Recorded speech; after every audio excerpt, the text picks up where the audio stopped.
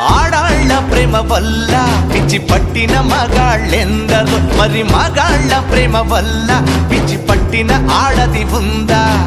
ఆడదాని వల్ల సన్యాసులైన పురుషులెంత మందో, మన పురుష జాతి వల్ల కాషాయం కట్టిన ఒక్క ఆడదుందా? ఆడదానికై మగాడొకడు తాజ్ మహల్ కట్టగా, మగవాడి కోసమయ్యే ఆడదైనా చిన్న గుడిసె కట్టిందా?